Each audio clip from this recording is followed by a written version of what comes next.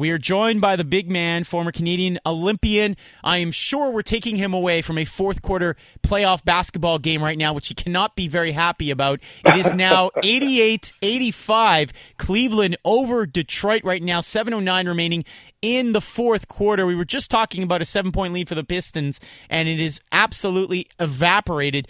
Mr. Dwight Walton, you can follow him, by the way, B-Ball Insider on Twitter. How you doing? I'm good, Matthew. How you doing today?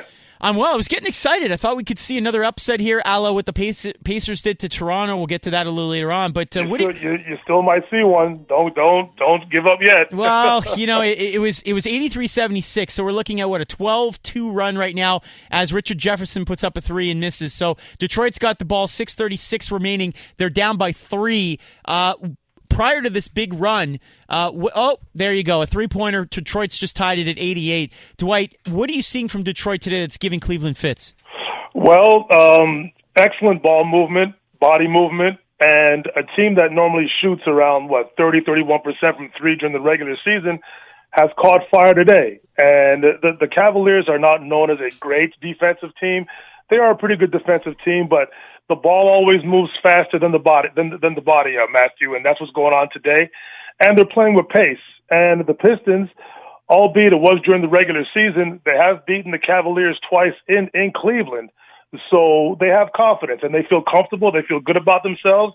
And as most teams are finding out in the Eastern Conference, the Cavaliers aren't intimidating anybody. So the Pistons have truly come into this game and into this series believing that they can not only win today, but have a legitimate shot at winning this series. I don't think they will, but Detroit has definitely gotten over the psychological hurdle, at least so far in this game, because if you look at the average age of their team, it's a bunch of young guys out there who don't have any playoff experience, but they're playing well. But we still got 6 minutes left here, and we'll see what happens down the stretch of the game.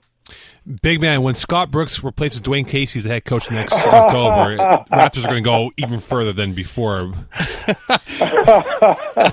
Listen, Mo, as you know, we've spoken about this a lot. We have. The Raptors have to get over the first round psychological bugaboo. And you can tell the players were clearly nervous because they know that they've had fantastic regular season success the past 2 years and have flamed out in the first round the past couple of years. And yesterday, even more so, their team is better, no question about it. They've got more depth. They have tried to become more balanced offensively. But at the end of the day, you still are a human being. You may be a professional athlete and you're the best at your profession. But in the back of your mind, if you know that you haven't gotten out of the first round in 2 years, it's going to play tricks on you. And it happened again yesterday. DeMar DeRozan, Kyle Lowry, the obvious leaders of the team, did not play well on either end of the floor. And then when you're depending on Jonas Valanciunas and Corey Joseph and the rest of your supplementary players to bail you out when normally they're not called upon to do that, you're going to get a 10-point result loss in the playoffs in the first game against the Pacers. And we also have to give the Indiana Pacers respect as well. They are an experienced team. They have the best player in this series in Paul George. And Frank Vogel is an excellent tactician. He doesn't get enough credit as he deserves as a head coach in the NBA. And it came out with a Game 1 victory. Now, the Raptors have to win Game 2 tomorrow. Otherwise, they're in a deep world of trouble. And I think they will win tomorrow. But hopefully they got their jitters out yesterday and they'll recover tomorrow night. Because, as I said, if they lose tomorrow, all hell's going to break loose, especially in the media and the fan base.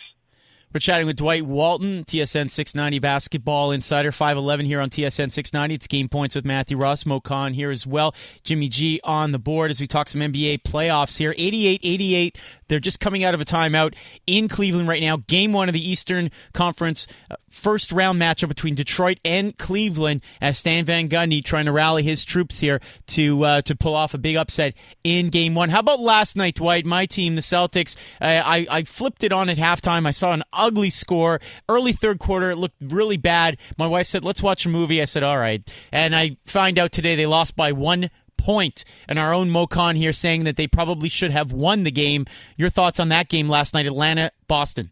Well, also what's of major concern for the Boston Celtics now, and before this series started, I said that this series could have gone either way. Both teams are pretty equally matched, but they've lost who might be the best on-ball defender.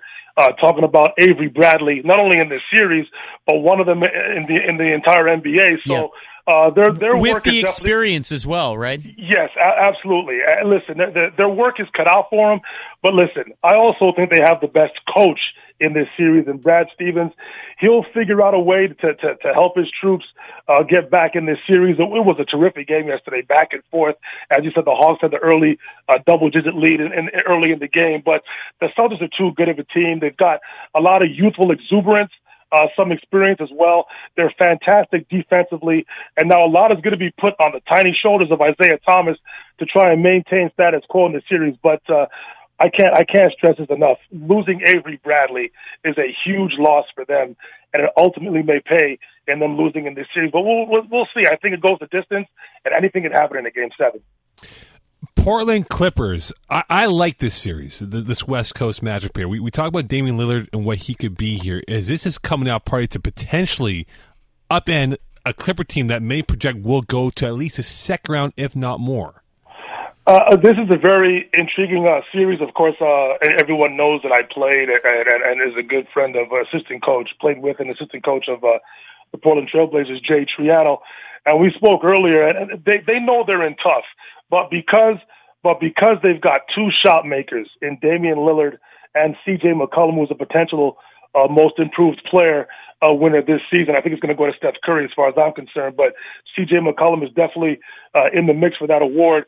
You'll always give yourself a chance. They've got great role players in Plumlee and Alan Crabb and Mo Harkless, all these different players who could definitely help them out. But the Clippers are kind of a disappointing team from last season. Went through an injury woes this year with Blake Griffin. I think they will come out on top in this series, but it won't be as easy as fans out there think it will be. I think it will go 6 games. I think I'll give Portland 2 wins in this series, basically because they've got two great shot makers in Damian Lillard and C.J. McCollum. But to me, the Clippers are the better team in this series, but it's not going to be as easy as fans out there think it will be. A three-pointer by Kevin Love has made it 94-90 right now. Cleveland leading Detroit with about 4 minutes and 40 seconds remaining in that game, in Game 1, Cavs and Pistons. He is Dwight Walton, B-Ball Insider on Twitter. When are you next on the morning show?